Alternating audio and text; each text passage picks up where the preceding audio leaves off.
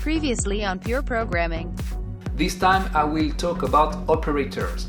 So I decided to cut it into 5 parts. Let's get to it.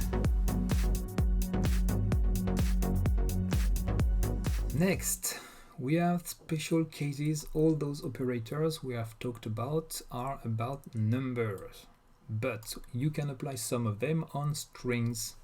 That's right. The addition and the comparison operators can be applied on strings. The addition is doing a string concatenation, meaning you are gluing strings together. Hello plus comma space plus world result in hello world. Okay, you are adding strings. And you can compare strings, but be careful, comparison is case sensitive, meaning uppercase A is not the same as lowercase a, and also it is length sensitive, meaning this string here, fo, is less than this foo because it's shorter. It starts with the same characters, but this one is longer, so it's greater than fo. So you can see all those expressions here being true.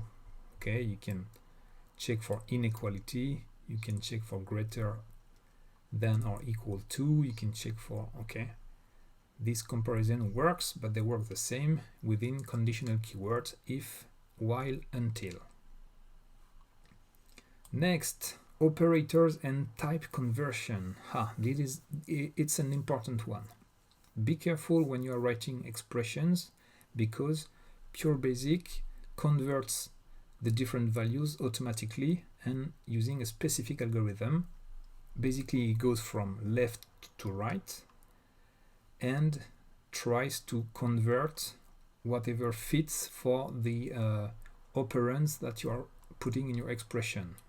Let me try to be clear. Here you have this expression, okay, m.w, meaning the variable m is a word, equals 3 divided by 4 plus 1.25. Okay, so first PureBasic is going to say, okay, it's a word, so I need to return a word. I'm going to start with that. Does 3 fit into a word? Yes. Does 4 fit into a word? Yes. So I'm divided 3 by 4 as words. So 3 divided by 4 gives 0 because they're integers, words. Then 0 plus, okay, so that's the result of the first part. 0 plus 1.25. Is 0 a word? Yes. Does 1.25 fit into a word? No. It fits. Does it fit into a long? No. Into a quad? No. Into a float? Yes. So I'm converting both of my operands into floats, 0.0 and 1.25. Then I do the addition. That gives me 1.25. Okay. But my variable here is a word, so it converts back to a word. 1.25 converted to a word is 1.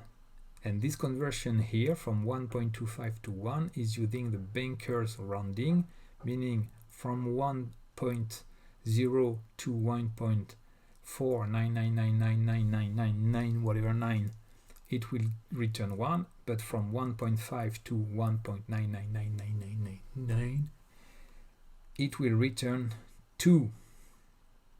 If you want really to have the real value here, if you meant to have the result being 2, because 3 over 4, 3 divided by 4 is 0.75, so 0.75 plus 1.25 should be equal to 2. If you really want to have 2, you have 2 ways.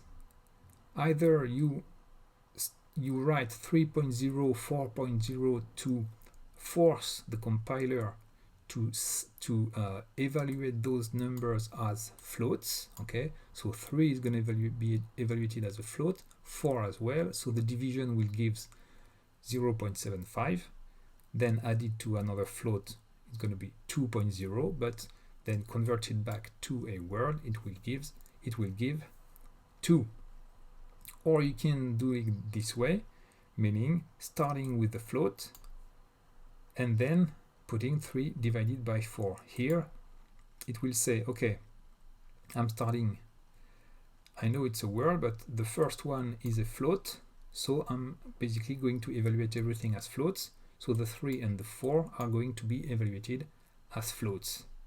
So it will give, once again, 0.75, and then the addition will give 2, and then back to a word, you will get 2. Another important topic is that some operators can be used as assignment. Let me explain.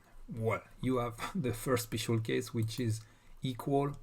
Okay, the equal sign, of course, you are using it to assign a value into a variable, just like this. Okay, you're assigning the result of 2 times square of z minus 3 shifted by 2, whatever, into the variable x. Okay, variable equal expression puts the value of the expression into the variable.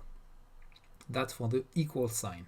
But you can do assignment with all the arithmetic and bitwise operators. How does this work? If you just write this expression, it will compute the value of x plus 2 times square of z and put the result in x. So it does this only if the left operand is a variable, the leftmost operand here, so the x, is it a variable? Yes, x is a variable. And if the result of the expression is not used, so the result of x plus 2 times square of z here on this line, it is not used for something else, so PureBasic puts the value of this expression into x. Just like this, if you write x shifted by 3, it will put the result of x shifted by 3 into x. So if you want to increment some variable by 1 or by 2, you just write variable plus 2, variable plus 1. It will increment directly, assigning the result of the addition directly in the variable. Some examples, counter examples, I would say. Here, z equals x plus y plus 3. You have here this expression. You have the y, which is the left operand, and it's a variable. But the result of y plus 3 is used to compute the rest of the expression. So it is not assigned, the y plus 3 is not assigned into the y. Okay, you understand? Because the result of the y plus 3 is used somewhere else in this expression. Same here if you're passing y plus 3 as a parameter of this square procedure, z equals square of y plus 3. The y plus 3, also you have the y as the left operand, but the result of this is used as a parameter of this procedure, so the y plus 3 is not assigned into the y. So you have only basically, if you have an expression which is the only statement of your line and the leftmost operand is a variable, this variable gets assigned to the value of your expression. Operators precedence. Basically, it's the order of priority that the different operators will be affected. Basically, simply said, if you have, let's say, an example like this, x equals 2 plus 3 times 4, you might know that first we're doing the 3 times 4 and then we're adding the 2. So if we were to do it from left to right, we would do the 2 plus 3 and then multiply by 4. But there is precedence, meaning the multiplication has higher priority than the addition. So the definition is that when two operators share an operand, the operator with the highest precedence goes first. Okay, so here multiplication is higher than addition, and they share the 3, so the multiplication goes first. We first do the 3 times 4 and then we add the plus. And here is the full list, the full hierarchy, the full order of the different operators, all of them. And if some operators are on the same line, it means that they have the same order of priority, the same order of precedence, and you have to separate them. If you put those operators in the same expression, you will have to put parentheses to change, to really select which one goes first. So talking about parentheses, that's the next subject.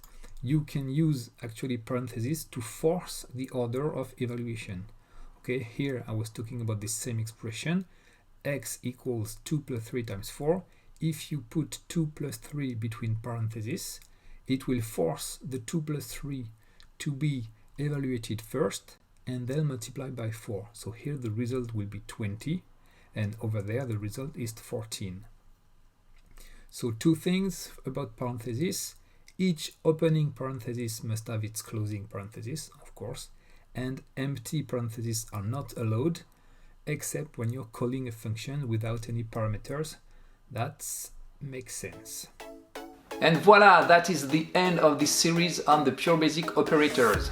If you enjoyed it, just hit the like button. If you enjoyed this whole series, this whole channel, just subscribe. And if you have any questions or anything else, just drop a comment down below. And last thing, if you like this t-shirt, you can do two things. First, go to the website, it's in the description box. And second thing, if you want to win this t-shirt for free, remember, go to this video, the 10 subscribers video, and drop a comment.